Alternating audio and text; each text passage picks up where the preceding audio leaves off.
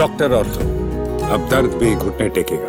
कोटा के चर्चित चंद्रसल मठ में महंत देवानंद महाराज की हत्या के मामले में पुलिस जांच ने बड़ा और चौंकाने वाला मोड़ ले लिया है। जिस पुजारी पर शुरुआत से शक जताया जा रहा था, वही अब हत्या की साजिश में शामिल पाया गया है।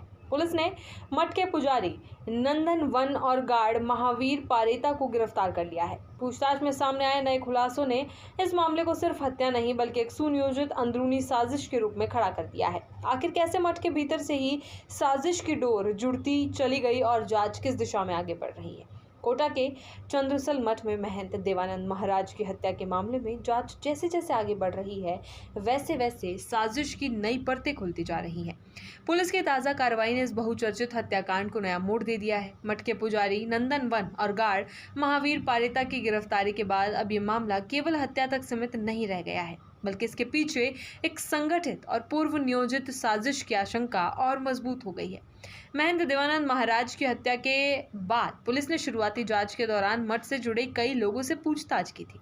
उस समय पुजारी नंदन वन भी जांच एजेंसियों के रडार पर था। पुलिस ने उसे हिरासत में लेकर कई दिनों तक पूछताछ की, लेकिन उसके खिलाफ कोई ठोस सबूत नहीं मिलने के कारण उसे छोड़ दिया गया था।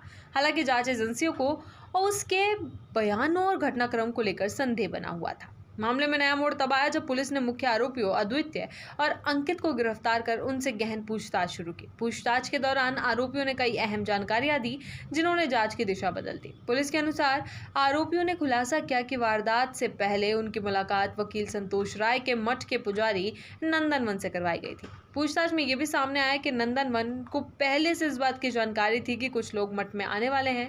आरोपियों ने पुलिस को बताया कि पुजारी को यह भी बताया गया था कि वारदात के दौरान उसके कमरे की कुंडी बाहर से बंद कर दी जाएगी ताकि वो किसी प्रकार का हस्तक्षेप ना कर सके।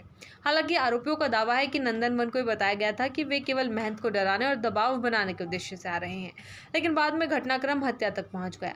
पुलिस का मानना है कि यदि नंदन वन को पहले से लोगों के आने की जानकारी थी और उसने इसकी सूचना किसी को नहीं दी, तो एक गंभीर सवाल खड़े करता है। जांच अधिकारियों के अनुसार उसने शुरुआती पूछताछ के दौरान कई महत्वपूर्ण तथ्यों को छुपाया और जांच को भटकाने की कोशिश की। इसी आधार पर उसे दोबारा हिरासत लेकर गिरफ्तार कर लिया गया। जांच के दौरान एक और महत्वपूर्ण नाम सामने आया, मठ का गार्ड महावीर पारेता। पुलिस के अनुसार जब कथित रूप से संतोष राय आरोपियों को मठ की रेकी कराने लेकर आया था, उस समय महावीर भी वहां मौजूद था। जांच में सामने आया है कि उसे आने वाले लोगों और संभावित साजिश की जानकारी थी, लेकिन उसने ना तो किसी वरिष्ठ व्यक्ति को इसकी सूचना दी और ना ही किसी तरह की चेतावनी देने का प्रयास किया। महावीर की गिरफ्तारी इसलिए भी चर्चा में है क्योंकि हत्या के बाद वो लगातार मीडिया और स्थानीय लोगों के सामने खुद को भयभीत बता रहा था। वो कह रहा था कि घटना के बाद उसे मठ में ड्यूटी करने से डर लग रहा है, लेकिन पुलिस जांच में सामने आए तथ्यों ने उसकी भूमिका पर गंभीर सवाल खड़े कर दिए हैं। अब जांच एजेंसियां ये पता लगाने की कोशिश कर रही हैं कि महावीर केवल जानकारी रखने वाला व्यक्ति था या फिर साजिश में उसकी भूमिका इससे कहीं अधिक गहरी थी। पुलिस की जांच का केंद्र अब वकील संतोष राय और उसके संपर्कों पर भी टिका हुआ है। आरोपियों के बयानों के आधार पर माना जा रहा है कि पूरी वारदात किसी अचानक हुए विवाद का नतीजा नहीं थी, बल्कि इसकी योजना पहले से बनाई गई थी। यही वजह है कि पुलिस अब मठ और उससे जुड़े ट्रस्ट के कुछ अन्य लोगों की भूमिका की भी जांच कर रही है। सूत्रों के अनुसार जांच एजेंसियां कॉल डिटेल रिकॉर्ड, मुलाकात और आर्थिक लेन देन से जुड़े पहलुओं की भी पड़ताल कर रही है। पुलिस ये जानने की कोशिश कर रही है कि हत्या की साजिश के बारे में कितने लोगों को पहले से जानकारी थी और किस स्तर तक इसकी योजना बनाई गई। महंत देवानंद महाराज की हत्या ने जिस तरह पूरे प्रदेश को झकझोर दिया था, उसी तरह अब लगातार सामने आ रहे खुलासे लोगों को हैरान कर रहे हैं। हर नई गिरफ्तारी और हर नए बयान के साथ जांच एक नई दिशा में आगे बढ़ रही है। पुलिस का पूरा फोकस अब इस साजिश के हर उस किरदार तक पहुंचने पर है जिसने प्रत्यक्ष या अप्रत्यक्ष रूप से इस घटनाक्रम में कोई भूमिका निभाई हो।